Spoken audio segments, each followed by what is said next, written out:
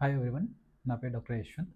నేను rainbow children's హాస్పిటల్లో paediatrician మరియు పీడియాట్రిక్ ఐసీయూ స్పెషలిస్ట్ని. ఈరోజు మనం పిల్లల్లో డెంటల్ హైజీన్ అంటే టీత్కి సంబంధించిన కామన్గా ఉండే డౌట్స్ ఏంటి పేరెంట్స్కి, వాటి గురించి మనం డిస్కస్ చేసుకుందాం. కామన్గా ఉండే మొదటి డౌట్ ఏంటి అంటే పిల్లల్లో పళ్ళు రావడం ఎప్పుడు మొదలవుతాయని చెప్పేసి. పళ్ళు అనేవి యూజువల్గా రెండు రకాలు ఉంటాయి. ఒకటి ప్రైమరీ టీత్ అంటాము, రెండోది పర్మనెంట్ టీత్ అంటాము. ప్రైమరీ టీత్ అంటే పాలదంతాలు, మిల్క్ టీత్ అని అంటాం అనమాట. సో ఇవి జనరల్గా వచ్చేసి 6 months to 13 monthsలో మొదలవుతాయి. అండ్ అక్కడి నుంచి మెల్లిమెల్లిగా ఫస్ట్ మనకు మధ్య పళ్ళు కింది భాగంలో లోయర్ జాలో వస్తాయి, తర్వాత అప్పర్ జాలో వస్తాయి అనమాట మధ్య పళ్ళు అనేటివి. తర్వాత సబ్సిక్వెంట్గా టీత్ అనేవి వచ్చేస్తూ ఉంటాయి. యూజువల్గా చాలామంది పిల్లలకు బై 2.5 to 3 years ఏంటి అంటే అన్ని ప్రైమరీ టీత్ అంటే అన్ని పాలదంతాలు వచ్చేస్తాయి అనమాట. పాలదంతాలు అనేవి టోటల్గా 20 ఉంటాయి, 20 ఉంటాయి మొత్తం. సో ఇవి మోస్ట్ ఆఫ్ ద టైమ్స్ అందరి పిల్లలకు 2.5 to 3 yearsలో వచ్చేస్తాయి. And by 5 years every child will have the primary teeth అనేవి ఖచ్చితంగా వచ్చేస్తాయి అనమాట. ఒకవేళ మనకు ప్రైమరీ టీత్ అంటే ఈ పాలదంతాలు అనేవి first 13 to 14 months of life లోపు రావట్లేదు అంటే దెన్ మనం ఒకసారి పీడియాట్రిషియన్ని కానీ పీడియాట్రిక్ డెంటిస్ట్ని కానీ కలవాల్సిన అవసరం అనేది ఉంటుందన్నమాట. నెక్స్ట్ వచ్చే కామన్గా డౌట్ ఏంటి అంటే పిల్లలకు బ్రషింగ్ ఎప్పుడు స్టార్ట్ చేయాలి, ఎంతసేపు చేయించాలి, రోజుకి ఎన్నిసార్లు బ్రష్ చేయించాలి అనేది. సో బ్రషింగ్ అనేది స్టార్ట్ చేయడం జనరల్గా మనకు ఫస్ట్ టీత్ ఎప్పుడు వస్తాయో అప్పటి నుంచే స్టార్ట్ చేయాలి. అంటే ఫస్ట్ 6 months నుంచి 13 months మధ్యలో మనం అనుకున్నట్టుగా టీత్ అనేది రావడం మొదలవుతుంది. సో అప్పటి నుంచే బ్రషింగ్ అనేది స్టార్ట్ చేయాలి. స్టార్ట్ చేసినప్పుడు మనకు అట్లీస్ట్ ఒక 2 minutes బ్రషింగ్ అనేది చేయించడం ఇంపార్టెంట్ అనమాట. అండ్ అట్లీస్ట్ మనకు లెస్ దెన్ 2 years అయితే అట్లీస్ట్ వన్స్ ఏ డే అన్న చేయించాలి. అండ్ మోర్ దెన్ 2 years అయితే యూజువల్గా 2 times per day అనేది చేయించడం అనేది ఇంపార్టెంట్. బ్రషింగ్ చేయించేటప్పుడు చిన్న పిల్లల్ని అయితే మనకు ల్యాప్లో కూర్చోబెట్టుకొని, మనకు ఒళ్ళో కూర్చోబెట్టుకొని తల కొంచెం ఎత్తుగా పెట్టేసి మనం బ్రషింగ్ అనేది చేయించాలి. సో ఈ బ్రషింగ్ చేయించేటప్పుడు యూజువల్గా ఫింగర్ బ్రషెస్ కానీ లేకపోతే soft bristles, extra soft bristles అనేవి డిఫరెంట్గా ఉంటాయి. బ్రషింగ్ రౌండ్ మేనర్లో కానీ లేకపోతే అప్ అండ్ డౌన్ మేనర్లో కానీ చేయించాల్సిన అవసరం అనేది ఉంటుందన్నమాట. సో నెక్స్ట్ మనకు వచ్చే డౌట్ ఏంటి అంటే ఎటువంటి టూత్ బ్రషెస్ వాడాలి అని చెప్పేసి. జనరల్గా చూసుకుంటే మనకు 18 to 24 months లోపు అంటే 2 సంవత్సరాల లోపు పిల్లలకి ఏంటి అంటే ఒకటి వెట్ క్లాత్స్, ఒకటి తడి క్లాత్ అనేది వాడి గమ్స్ని, టూత్ని క్లీన్ చేయొచ్చు. లేదా అంటే ఎక్స్ట్రా సాఫ్ట్ బ్రిజిల్స్ ఉంటాయి అన్నమాట. సో కొన్ని బ్రషెస్కి సో అటువంటివి వాడొచ్చు. లేదా finger brushes, silicon finger brushes అని ఉంటాయి అన్నమాట. ఇవి వాడొచ్చు less than 2 years. 2 years and more వాళ్ళకి ఏంటి అంటే సాఫ్ట్ బ్రిజిల్స్తో కూడిన బ్రషెస్ ఉంటాయి, అవి వాడొచ్చు. అబోవ్ 5 years వాళ్ళకి ఇండిపెండెంట్ బ్రషింగ్ అవి చేసుకుంటునేటప్పుడు మనకు ఎర్గోనామిక్ డిజైన్స్ అంటే మనకు వాళ్ళంతట వాళ్ళు బ్రష్ చేసుకునే విధంగా మనకు ఉంటాయి, అవి వాడొచ్చు అనమాట. కొన్ని బ్రాండ్స్ అనేవి నా సజెషన్ కాదు, కాకపోతే ఇవి ఎగ్జాంపుల్స్ లాగా కొన్ని బ్రాండ్స్ అవి నేను చూపిస్తాను, అవి చూడొచ్చు.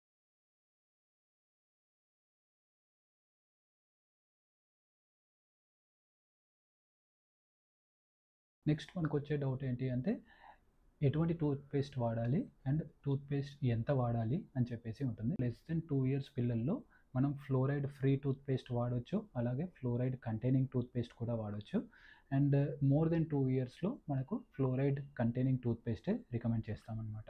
సో మనకు ఇండియన్ అకాడమీ ఆఫ్ పీడియాట్రిక్స్ ప్రకారం చూసుకుంటే లెస్ దెన్ 18 to 24 months అంటే 1.5 to 2 years పిల్లల్లోపు మనకు ఫ్లోరైడ్ ఫ్రీ కానీ ఫ్లోరైడ్ కంటైనింగ్ కానీ వాడొచ్చు. ఫ్లోరైడ్ ఫ్రీ వల్ల అదేంటి అంటే అది సేఫ్ మెడిసిన్, సేఫ్ టూత్‌పేస్టే. కాకపోతే ఏంటి అంటే ఫ్లోరైడ్ అనేది మనకు ఎనామెల్ ప్రొటెక్షన్‌కి అనేది చాలా ఇంపార్టెంట్. సో అది మనం ఇక్కడ మిస్ అవుతాం. ఫ్లోరైడ్ ఫ్రీ ఎందుకు వాడతారు అంటే ఫ్లోరైడ్ అనేది ఒకవేళ మింగితే మనకి ఏదైనా సైడ్ ఎఫెక్ట్స్ లాంటివి ఏదైనా ఉంటాయని చెప్పేసి జనరల్‌గా మార్కెటింగ్ అనేది కూడా వాళ్ళు చాలా కంపెనీస్ ఫ్లోరైడ్ ఫ్రీ అని చేస్తూ ఉంటారనమాట. బట్ యాక్చువల్‌గా అది సేఫే కానీ కాకపోతే దానివల్ల ఎనామెల్ ప్రొటెక్షన్ కానీ ఏమీ ఉండదు.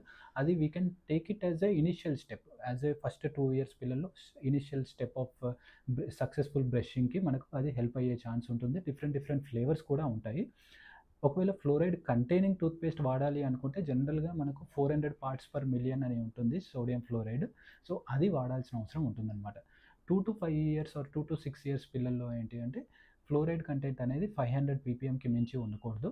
అండ్ మోర్ దాన్ 6 years అంటే 7 years అండ్ అబోవ్ వాళ్ళకి ఏంటి అంటే 1000 ppm ఫ్లోరైడ్ అనేది ఉంటుందన్నమాట. సో ఇందులో మనకు డిఫరెంట్ డిఫరెంట్ బ్రాండ్స్ ఉంటాయి. అగైన్ మళ్ళీ ఇవి నా రికమెండేషన్స్ కాదు, but they are an example. So ఇవి చూస్ చేసుకోవచ్చు. లేకపోతే ఇటువంటి సిమిలర్ ప్రొడక్ట్స్ ఏమన్నా ఉంటే మనం చూస్ చేసుకోవచ్చు అనమాట. సో ఎంత పేస్ట్ వాడాలి అంటే యూజువల్‌గా లెస్ దెన్ 2 years పిల్లలకి అది whether it is a sodium fluoride ఉన్న పేస్ట్ అయినా లేకపోతే ఫ్లోరైడ్ ఫ్రీ పేస్ట్ అయినా కూడా మనం బ్రష్ మీద రైస్ గ్రెయిన్ అంటే బియ్యపు గింజ అంత సైజులో ఉన్న పేస్ట్ మాత్రమే వాడాలి అనమాట. మోర్ దెన్ 5 ఇయర్స్ ఉన్న పిల్లలకు అయితే మనకు ఒక బఠానీ గింజ అంటే పీ సైజ్డ్ ఉన్నంత పేస్ట్ వాడాలి. మోర్ దెన్ 6 ఇయర్స్ ఉన్న వాళ్ళకి ఏంటి అంటే స్టాండర్డ్‌గా మనకు ఎలా వాడతామో అడల్ట్స్‌కి యూజువల్‌గా అంత పేస్ట్ వాడాలి అనమాట. సో, ఫ్లోరైడ్ పేస్ట్ వాడడం వల్ల మనకు ఏమైనా సైడ్ ఎఫెక్ట్స్ ఉంటాయా అంటే జనరల్‌గా ఇంతకుముందు మనం డిస్కస్ చేసినట్టు రికమెండెడ్ అమౌంట్‌లో వాడితే జనరల్‌గా ప్రాబ్లమ్ ఏమీ ఉండదు. అండ్ సెకండ్ థింగ్ మనకు ఖచ్చితంగా చూసుకోవాల్సింది ఏంటి అంటే ఫ్లోరైడ్ పేస్ట్ వాడినప్పుడు పిల్లలు దాన్ని మింగకుండా ఉండేటట్టు చూసుకోవాలి. లెస్ దెన్ 2 ఇయర్స్ పిల్లల్లో మనకు అది అలవాటు చేపించడం కష్టం కాబట్టి లెస్ దెన్ 2 ఇయర్స్‌లో మనకు యూజువల్‌గా ఫ్లోరైడ్ ఫ్రీ అనేది చాలామంది చెప్తా ఉంటారు. మోర్ దెన్ 2 ఇయర్స్‌లో మనకు ఏంటి అంటే ఫ్లోరైడ్ కంటైనింగ్ పేస్ట్ వాడాలి. బట్ వాళ్ళు స్పిట్ చేయడం అనేది మనం చూడాలనమాట. చిన్న చిన్న అమౌంట్స్ ఆఫ్ పేస్ట్ మింగడం వలన జనరల్‌గా ప్రాబ్లమ్స్ ఏమీ ఉండవు. కొంతమంది పిల్లలు పేస్ట్‌ని మనకు యాక్సిడెంటల్‌గా తినడం లాంటిది అలా చేసినప్పుడు ఏంటి అంటే మనకు స్టమక్ అప్సెట్ లాంటి ప్రాబ్లమ్స్ వచ్చే ఛాన్సెస్ ఉంటాయి. అండ్ కొన్నిసార్లు మనకు అది రిపీటెడ్‌గా జరిగినప్పుడు ఫ్లోరోసిస్ లాంటి ప్రాబ్లమ్స్ కూడా వచ్చే అవకాశాలు ఉంటాయన్నమాట. కొంతమంది తల్లిదండ్రులకి డౌట్ ఏంటి అంటే మన బేబీ నోట్లో వేలు పెట్టుకుంటుంది ఆర్ పాల పీప పేసిఫైయర్ అంటాము. సో, ఇది పెట్టుకునే అలవాటు ఉంది. సో, దానివలన ఏదైనా ప్రాబ్లమ్స్ వస్తాయంటే జనరల్‌గా ఈ నోట్లో వేలు పెట్టుకునే అలవాటు అనేది ఇన్ఫాన్సీ అంటే లెస్ దెన్ 1 ఇయర్ పిల్లల్లో స్టార్ట్ అవుతుంది. అది చాలామంది పిల్లలకు by the age of 3 or 4 years వచ్చే వరకు అది తగ్గిపోతుందనమాట. ఒకవేళ తగ్గట్లేదు ఎగ్జాంపుల్ మనకు 5 ఇయర్స్ అండ్ అబోవ్ కూడా అది పర్సిస్ట్ అవుతుంది అంటే దెన్ దానివలన మనం ప్రాబ్లమ్స్ వచ్చే అవకాశాలు ఎక్కువగా ఉంటాయి. ఎందుకు అంటే 5 ఇయర్స్ తర్వాత మనకు పర్మనెంట్ టీత్ రావడం అనేది మొదలవుతుందనమాట. సో, ఇలా వచ్చినప్పుడు మనకేంటి అంటే జా అలైన్‌మెంట్ అంటే మనకు దంతాలనేవి సరిగ్గా పొజిషన్‌లో ఉండకపోవడం ఆర్ మనకేంటి అంటే కొన్నిసార్లు నోరు తెరిచి ఉండడం, అప్పర్ జాకి, లోయర్ జాకి స్పేస్ రావడం, లేకపోతే మనకు అప్పర్ జా అనేది కొంచెం ముందుకొచ్చి ఉండడం ఆర్ లోయర్ జా అనేది ముందుకొచ్చి ఉండడం. ఇలాంటి డిఫరెంట్ డిఫరెంట్ ప్రాబ్లమ్స్ అనేవి వచ్చే ఛాన్సెస్ ఉంటాయి. సో, థంబ్ సకింగ్ అనేది జనరల్‌గా మనకు పిల్లలు డిఫరెంట్ డిఫరెంట్ రీజన్స్ తోటి మనకు థంబ్ సకింగ్ అలవాటయ్యే ఛాన్స్ ఉంది. అది ఒక న్యాచురల్ వే ఆఫ్ సూతనింగ్ అంటే వాళ్ళకొక కంఫర్ట్ అనేది ప్రొవైడ్ చేస్తుంది. లేదా వాళ్ళు ఒకవేళ టైర్డ్‌గా ఉన్నప్పుడు ఒక హ్యాబిట్ లాగా అది థంబ్ సకింగ్ అనేది ఒక అలవాటులాగా మారిపోతుంది. లేదా కొంతమంది పిల్లలకు ఏదైనా certain environment or certain situation TV చూస్తున్నప్పుడు కానీ, లేకపోతే బయటికెళ్ళినప్పుడు కానీ, కార్‌లో కూర్చున్నప్పుడు కానీ థంబ్ సకింగ్ అనేది చేస్తా ఉంటారు. ఆర్ పాసిఫైయర్ యూజ్ అనేది ఉంటుందనమాట. సో, ఇది ఏంటి అంటే మనకు more of a triggering environment లాంటిదనమాట. సో, పిల్లల్లో థంబ్ సకింగ్ ఎలా తగ్గించొచ్చు అంటే మనకు 3 విధాలుగా చేసుకోవచ్చు ఇంటి దగ్గర. సో, అందులో ముఖ్యంగా ఏంటి అంటే పాజిటివ్ రీఇన్ఫోర్స్‌మెంట్ అంటే ఒకవేళ వాళ్ళు చేయడం థంబ్ సకింగ్ అనేది మానేసినప్పుడు మనం వాళ్ళని వెంటనే అభినందించి, లేకపోతే వాళ్ళని ప్రైజ్ చేసి దగ్గర తీసుకొని హగ్ చేయడమో, లేకపోతే స్టిక్కర్స్ లాంటివి అలాగా లేకపోతే ఎత్తుకొని బయటికి తీసుకెళ్ళడం లాంటిది చేయొచ్చనమాట. రెండోది ఏంటి అంటే డిస్ట్రాక్షన్. సో, థంబ్ సకింగ్ చేస్తున్నప్పుడు డిస్ట్రాక్ట్ చేయాలి వాళ్ళని. వాళ్ళ ఫింగర్స్‌ని బిజీగా ఉంచాలి అంటే ఫిడ్జెట్ టాయ్స్ అని ఉంటాయి. లేకపోతే కొన్ని సెన్సరీ టాయ్స్ అని అంటారనమాట. వాటిని యూజ్ చేయొచ్చు. లేదా కొన్ని ఫన్ గేమ్స్ లాంటివి కానివ్వండి, లేకపోతే బుక్స్‌లో పిక్చర్స్ చూపించడం లాంటివి కానివ్వండి, ఇలా చేయొచ్చనమాట. మూడోది ఏంటి అంటే మనకు జనరల్‌గా వాళ్ళకి జెంటిల్‌గా వాళ్ళని రిమైండ్ చేస్తా ఉండాలి. ఎప్పుడైతే థంబ్ సకింగ్ చేస్తున్నారో వాళ్ళకి రిమైండ్ చేయాలి జెంటిల్‌గా. అంతేకాని మనం ఎప్పుడు కూడా స్కోల్డ్ అంటే తిట్టడం కానివ్వండి, లేకపోతే అరవడం లాంటివి కానివ్వండి, లేకపోతే చెయ్యి నోట్లో పెట్టుకున్నప్పుడు సడెన్‌గా ఇలాగ అనడం లాంటివి కానీ చేయకూడదు. దీనివల్ల మనకు నెగెటివ్ ఇంపాక్ట్ ఉంటుంది తప్పితే మనం అనుకున్న గోల్‌కి రీచ్ అవ్వమనమాట. సో, ఈ విధంగా మనం ఇంటి దగ్గర థంబ్ సకింగ్ అనేది కంట్రోల్ చేసే అవకాశం ఉంటుంది. ఒకవేళ వీటి ద్వారా మనకు కంట్రోల్ అవ్వట్లేదు అంటే దెన్ మనకు ఒకవేళ పీడియాట్రిషియన్‌ని కానీ, లేకపోతే పీడియాట్రిక్ డెంటిస్ట్‌ని కానీ కలిసినప్పుడు ఏదైనా మనకు సొల్యూషన్స్ లాంటివి లిక్విడ్స్ ఉంటాయన్నమాట. సో, అవి మనకు ఏ ఫింగర్ అయితే ఎక్కువగా ఫ్రీక్వెంట్‌గా నోట్లో పెట్టుకుంటుందో బేబీ, ఆ ఫింగర్‌కి మనం అప్లై చేయొచ్చు. బట్ ఓన్లీ ప్రాబ్లమ్ ఏంటి అంటే అవి అప్లై చేసినప్పుడు బేబీ కొంచెం మనకు క్రాంకీగా అయ్యే అవకాశం ఉంటుందనమాట. నోట్లో వేలు పెట్టుకోకపోవడం అనేది బేబీకి ఒక సూతనింగ్ ఎఫెక్ట్. సో, అది తీసేసినప్పుడు బేబీకి ఖచ్చితంగా కొంచెం క్రాంకీనెస్ ఆర్ కొంచెం చికాకుగా ఉండడం, ఇరిటబుల్‌గా ఉండడం అనేది ఉంటుంది.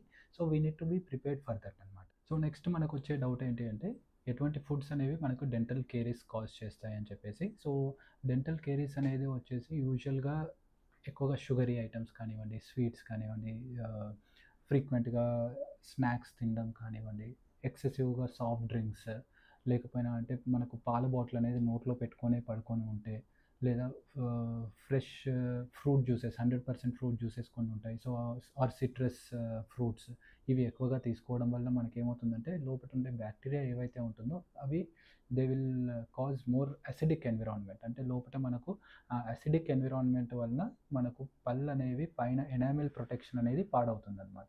ఈ ఎనామిల్ ప్రొటెక్షన్ పాడైనప్పుడు క్యావిటీ ఫామ్ అవ్వడానికి ఛాన్సెస్ అనేవి ఎక్కువగా ఉంటాయన్నమాట. సో దీనివలన మనకు క్యావిటీ కేరీస్ అనేది వస్తుందన్నమాట. సో డెంటల్ కేరీస్ని మనం ముందుగానే గుర్తించవచ్చా అంటే ఎస్. ఒకవేళ మనం బ్రష్ చేసేటప్పుడు లేకపోతే తినేటప్పుడు మనకు పళ్ళలో నొప్పి కానీ లేకపోతే పళ్ళల్లో మనకు సెన్సిటివిటీ అనేది తగ్గిపోవడం అంటే జీవం లేదా కొన్నిసార్లు మనకు చిగుళ్ళ దగ్గర ఏంటి అంటే చాక్ వైట్ కలర్లో మనకు లైన్స్ లాంటివి చూస్తూ ఉంటాం అనమాట. ఆర్ కొన్ని ప్యాచెస్ లాంటివి చూస్తూ ఉంటాం. లేదా ఇవే ఒకవేళ వర్సెన్ అవుతున్నాయి అనుకోండి, మనకు కొన్నిసార్లు యెల్లో కలర్ కానీ బ్రౌనిష్ బ్లాక్ కలర్ కానీ చేంజెస్ చూస్తూ ఉంటాం అనమాట పళ్ళ మీద. సో ఇవన్నీ మనకు డెంటల్ కేరీస్ అనేవి స్టార్ట్ అయింది, ఎనామెల్ అనేది పాడైపోయింది. సో మనకు డెంటిస్ట్ ఆర్ పీడియాట్రిషియన్ దగ్గర చూపించాల్సిన అవసరం అనేది ఉంటుందన్నమాట. సో మనకు మిల్క్ టీత్ అంటే ప్రైమరీ టీత్ పాడైపోతే పర్మనెంట్ టీత్ మీద ఏదైనా ఎఫెక్ట్ ఉంటుందా అంటే ఎస్, ఉండే ఛాన్స్ ఉంటుంది. సో ప్రైమరీ టీత్లో మనకు డెంటల్ కేరీస్ వచ్చినా లేకపోతే అలైన్మెంట్లో ప్రాబ్లమ్స్ ఏదైనా వచ్చినా కూడా మనకు అది పర్మనెంట్ టీత్ మీద కూడా వాటి అలైన్మెంట్ మీద లేకపోతే ఇవే సేమ్ ఇన్ఫెక్షన్స్ అక్కడికి క్యారీ అవ్వడం, ఇవే సేమ్ బ్యాక్టీరియా మనకు పర్మనెంట్ టీత్లో ఉండిపోవడం, దానివల్ల కొత్త ప్రాబ్లమ్స్ రావడం అనేది ఉండే ఛాన్స్ అనేది ఉంటుందన్నమాట. మనం తర్వాత రెగ్యులర్గా వినేది ఏంటి అంటే పళ్ళు వచ్చినప్పుడు బేబీకి లూజ్ మోషన్స్ అవ్వడం కానీ లేకపోతే ఫీవర్ రావడం కానీ వింటూ ఉంటాము. చాలామంది పేరెంట్స్ కూడా తీసుకొస్తూ ఉంటారు. బట్ యాక్చువల్గా చెప్పాలి అంటే మనకు పళ్ళు వచ్చేటప్పుడు కొంచెం సలైవా ఎక్కువగా కారడం కానివ్వండి, లేకపోతే కొంచెం ఫస్సీనెస్ కానీ లేకపోతే చిగుళ్ళు కొంచెం ఇరిటేట్ చేయడం లాంటివి ఇలాంటివి చూస్తూ ఉంటాం తప్పితే ఫీవర్ కానీ డయేరియా కానీ జనరల్గా పళ్ళు రావడానికి సంబంధం ఏమీ లేదు.